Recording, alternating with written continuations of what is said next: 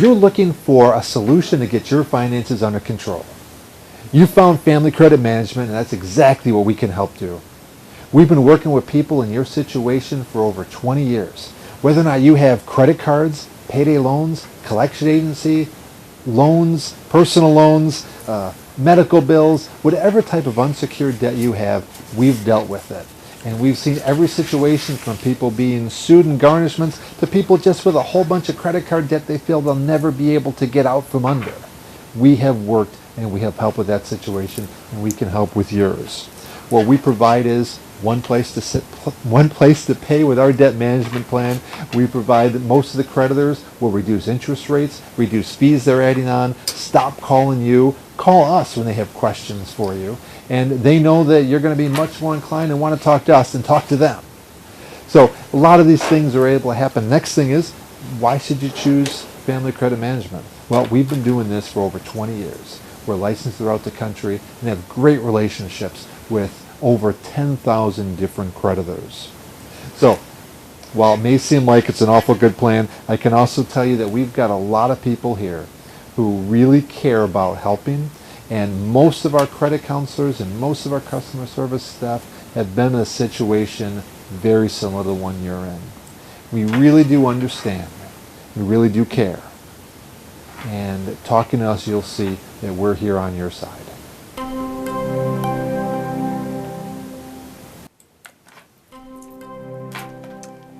Hello and welcome. My name is Letitia Griffin, and I'm here today, your consumer advocate, to talk with you over the next few minutes about any type of problems that you may be having with credit, with budgeting, with your debt help, any type of issues that you have regarding money, finances. That's what I'm here for. So feel free to call in with questions that you have. You can reach me at 312-738-1060.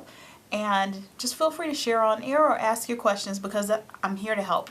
And I want you to be empowered to take control of your finances. Now, if you don't get a chance to talk on air today, or you're not comfortable talking on air, always feel free to contact Family Credit and talk to a certified credit counselor at 800-994-3328. Again, one of the features that I do want to mention that Family Credit has available is the chat function. So you can go online to Family Credit's website at familycredit.org and just chat live with a counselor, because sometimes you may have questions about your finances and you don't know where to go. They give you a great alternative to talk to someone and get the answers that you need. So over the last few weeks, we've been talking about financial recovery and how to handle credit challenges. We've talked about how to be aware of scams, the red flags for scams. We've talked about knowing your budget, but we've talked about trying to be able to repair things and fix your credit and overcome credit challenges. That's been our main focus. So we're going to continue with that and talk about that for a few minutes. One of the credit challenges that we recently spoke about was overcoming how to fight if you've got child support reported on your credit report, because a lot of people don't know how to get over that. And child support is on your credit. It does mess things up and it can ruin things for you, but there's ways for you to overcome that. So we talked about that a little bit. Today we're going to tackle another issue with student loans. Those are huge, and those typically can destroy your report in the matter. As soon as you go and find that you've become delinquent, it can really mess things up for you. So we want to take steps to prevent that. And if you're going through it, if you've got delinquencies on your report, we want to talk about that too. A lot of times I've heard just some myths with student loans that people have said was like, okay, if I don't have a job, I don't have to pay back my student loan. I don't have to worry about it. But that's not true. One of the things that you need to do is be proactive when you're dealing with that. Just because you don't have a job, you still have that debt and you're responsible to take care of it. So we'll go over some steps with helping you manage that. Another thing that I heard people say, well, I don't really have to think about repaying my student loans until it becomes due. Not the case. When you go into college and you sign up for all those student loans, that may be what you're thinking. A lot of times that's what we're told. I know that's what I was told when I got into student loans. And I was told that as long as you're in school, you don't even have to worry about it. Well, you may not have to make the payment, but guess what? that interest is accruing every single day. Even though you're not in repayment, even though you may still be going to school, that interest is being added in from the beginning. And that's not something that we think about. So I want you to be thinking about that. If you're in college right now, you're taking college courses, and you've got student loans, you may want to look at trying to see whatever you can put away towards that interest on that student loan to help try and cut down that debt. Because as soon as you get out of school, it's time for repayment. Looks like we've got our first caller. Hi, welcome to the show. Hi. I was wondering, is there a time limit on how long student loans can come after me to collect the debt? Oh. Now, it really depends on what you're going through. Student loans will exist forever until you've taken care of them. And if you have not done anything about it, you haven't talked to them, and your account's going past due, then they will come after you. And they can come after you forever. As long as there's something there, they will come after you. So you want to be proactive about it, and you want to do what you can to get things in order. The best thing that you can do is to establish a repayment plan if you know you can't pay it. So that's something we'll talk about too. But student loans, they're out there, and the government will always get their money, especially if they're federal student loans. Now, ways that they do that, they may send collection agencies after you. They could put a judgment against you. They can attach your wages. They can go after your paycheck. That's real. They can take your tax returns. If you ever were to do anything, it would always go towards a student loan if you never did anything about it. That's why I say, even though you may feel like you don't have to pay it or you don't have a job, there's so many different options out there that will help you get things back in track. One of the things that is being offered, there are different types of repayment plans that are offered for student loans. And the first thing that you want to do, though, a lot of times when you think about student loans, people don't know what type of student loans they have.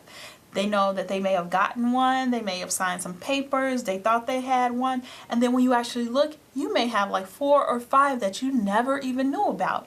And it's just because at the time you're in college, you're getting things set up, you're trying to go back to school, so they are trying to get you money for financing, and you end up signing these agreements, and they've gotten you so many services that you don't know how many are out there. What I do want you to do is you go to the National Student Loan Data System, and you find out how many student loans you have. Now, it's kind of just like, you know how you have to stay on top of your credit report? You have to do the same thing for student loans. And there's a bureau out there, which I just gave you, the National Student Loan Data System. They have a complete record of all the student loans, all the federal student loans that will be under your name. So you can go to their website, which is nslds.ed.gov.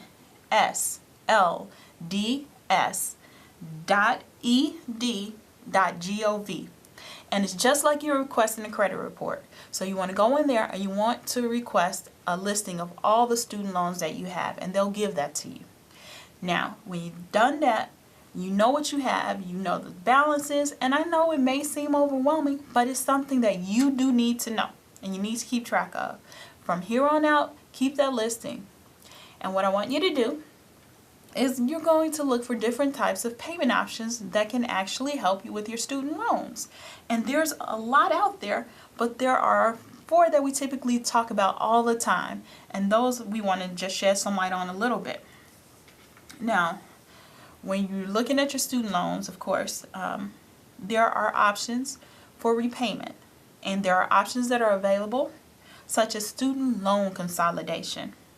And that's where you take all of your loans, all the student loans, and you will put them into one loan. We'll go over that in a minute. Then there's also the income-driven repayment plans. There's 4 different types of plans that we'll talk about as well. Then, did you know that if you are looking for a repayment plan or trying to get your student loans in order, if you are a service member, there's lots of help available there. And then, of course, everyone knows about deferment or forbearance, or even if you don't know, we'll talk about it and we'll explain that too. And there's also student loan forgiveness out there too. With student loan forgiveness, let's touch on that. Student loan forgiveness. What that says is that If you have a student loan and you make a certain amount of payments, at the end of those payment plans, the rest of your student loans will be forgiven. Now, the amount is set up when you call to establish a payment plan, but with student loan forgiveness, it takes into account your employer, your history, sort of what you've done in life too. Now, what I mean by that is if you are a government worker, you work for the government, then you qualify for student loan forgiveness. And if you work for a nonprofit, you also qualify for student loan forgiveness. And if you work for a nonprofit that's a 501c3, you really do qualify for student loan forgiveness.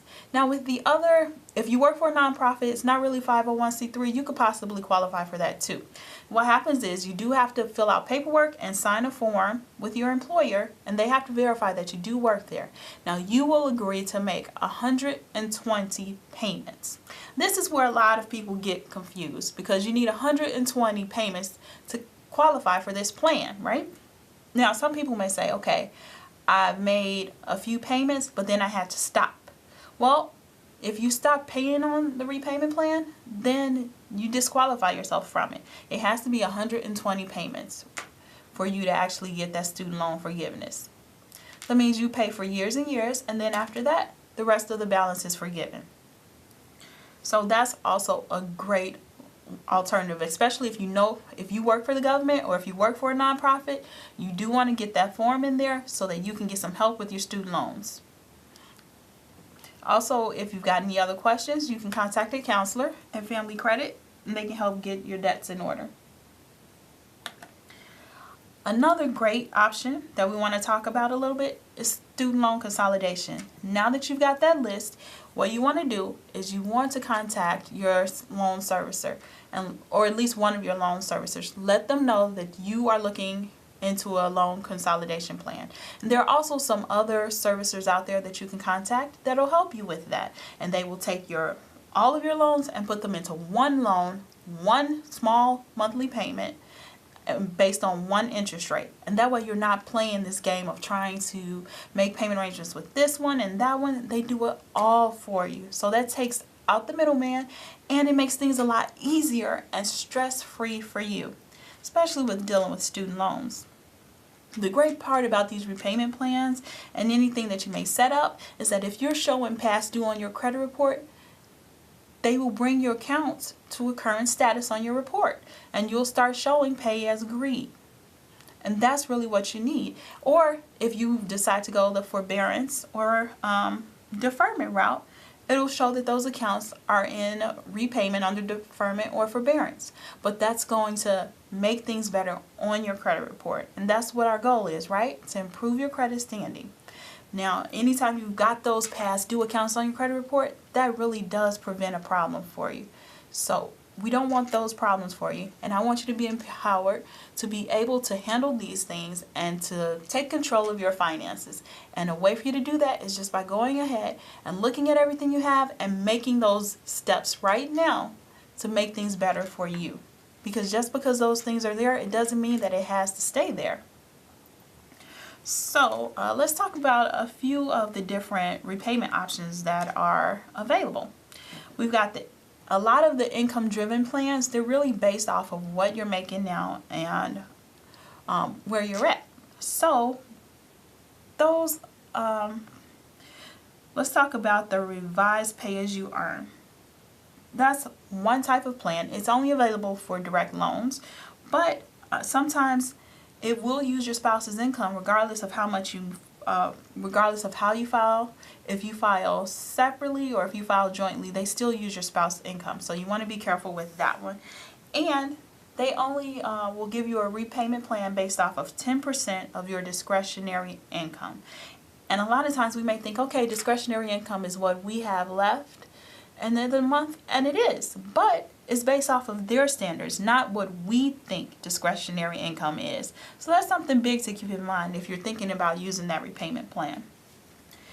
Another thing that you want to think about is the pay as you earn plan. Now that's different from the revised pay as you earn.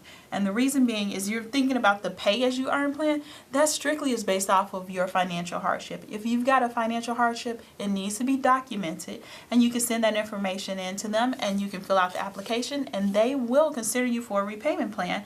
Now it's still, yet again, is going to be based on that 10% of your discretionary income, and it could be a lot less than that because this time they are also looking at your financial hardship and your financial situation.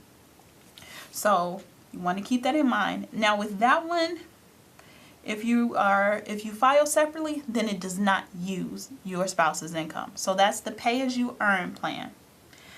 A lot of times we also hear about this income driven plan or this income based repayment plan too.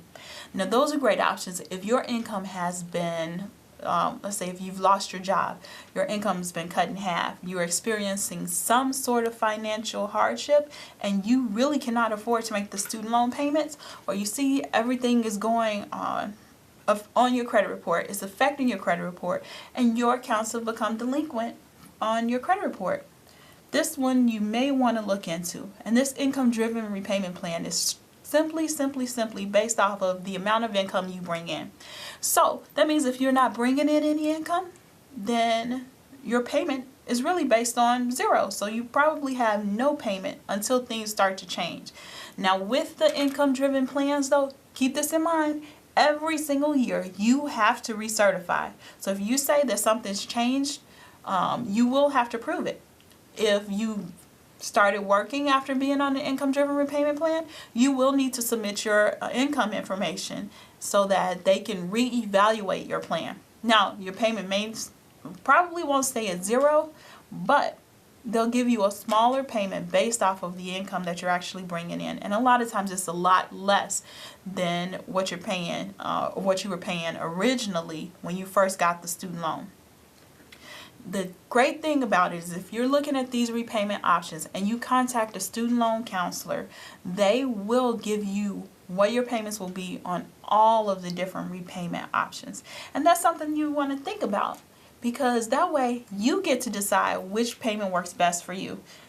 And sometimes you may think, okay, I will go ahead and I'll get this income-driven repayment plan set up. My payments on, I don't have to make a payment, or my payment's only $10. But yet again, I need for you to keep in mind that guess what? They're still adding in interest. So even if you're not making a payment right now, you may want to think about go ahead and paying at least something on the interest that's going to be accruing each and every single month. Now, when you have those student loans set up, you've got the income-based repayment plan, you still have an interest rate that you're being charged. So you're able to figure out, or you can even ask the representative that you're dealing with, ask them, what amount am I being charged on interest per month? And then you may want to see if you can pay at least that.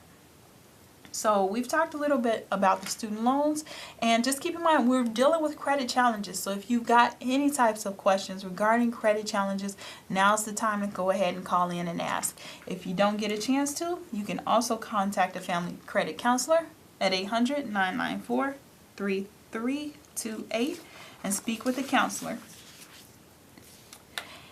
So when we're talking about all of these different types of challenges on our credit report, and we see a lot of times people are trying to get an apartment, or they're trying to get a credit card or financing or a home loan, and they're in trouble because their accounts are past due. I want you to be able to go and do what you need to do to control your financial destiny and to be able to empower yourself and improve your financial situation by taking a look at what's on your report. And a lot of times you will see that these student loans are showing past due. So you do want to take the initiative and see what you can do to get those accounts back to a current status. One thing that a lot of people do is they will call their student loan servicer and ask for what's called a deferment. Now with the deferment, it just simply states that right now I can't make my payment, but if you can hold off on it, I'll be able to pay at some point in the future. And they typically set up whatever, however many months you may need in order to keep those accounts in deferment. Now there is a cap. So when you get a student loan, there's a cap that you can't cross on how many times you can actually keep your student loans into deferment. And with deferment, typically the interest does not accrue. That's the great part about that.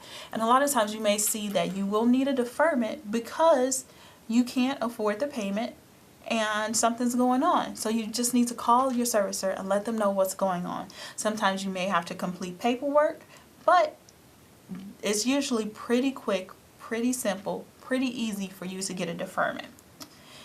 They'll give you a timeline when you need to start making your payments again. So that gives you time to get yourself back on track and clear things on your budget. The great part about a deferment though is that while you're in deferment, your credit report is updated to show that you're paying as agreed, because guess what? Your payment as agreed right now is that your payments are deferred. So that is a positive. That's going to improve your credit report if you're in deferment.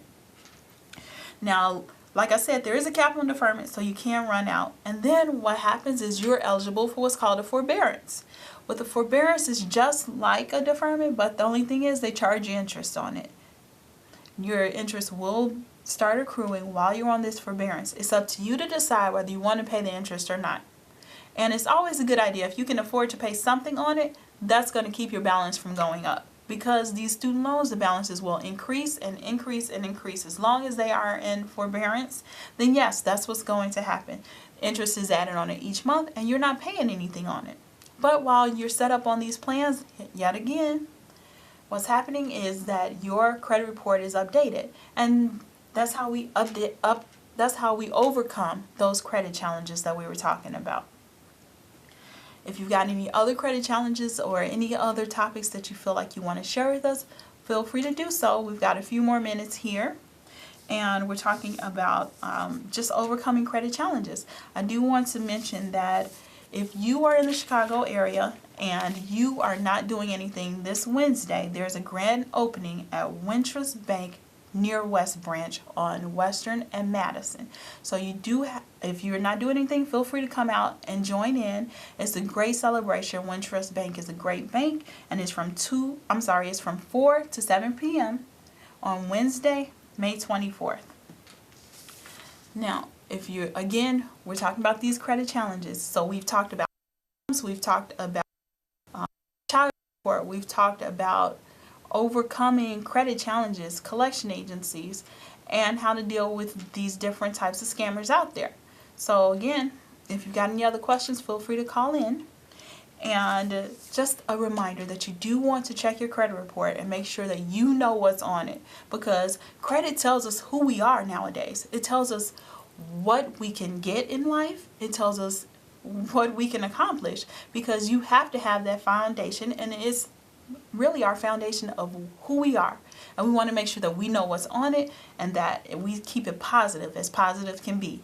Now, I know sometimes challenges happen in life and things happen, and a lot of times we may fall short, or there's a collection agency that jumps out of there out of nowhere we didn't know about. Something comes up. You do want to have stay in contact and know what's on your report. Be sure that you know, let's say maybe 6 months in advance before you are looking to establish credit. You need to be pulling your credit report. You need to be looking at all bureaus and seeing what's on it. And then you need to get help if you don't understand what's on it, or you need help to establish a plan. So I do want to point that out there, that there's help available if you need it. Remember, 3 credit bureaus: TransUnion, Equifax, and Experian. Remember to look at your TransUnion first, because it's the most used bureau here in the Midwest, and then take a look at the other 2. If you are having questions on it, you've got problems, some things you don't understand, contact Family Credit, and they have counselors on standby that will go over your report in detail with you and let you know what's on it. They can let you know your score, what you need to improve things. This is a great tool out there if you are looking at your finances and you want to get things in order, and I want you to get things in order as well. As a consumer advocate, I'm here to just answer any questions that you have and to make sure that you stay empowered to control your own situation. Those counselors at Family Credit can help you do just that. So feel free to give them a call at 800-994-3328. Now we'll be back again next week to finish, week after next week's Memorial Day. We'll be back soon to discuss any other credit challenges you may have. Thank you.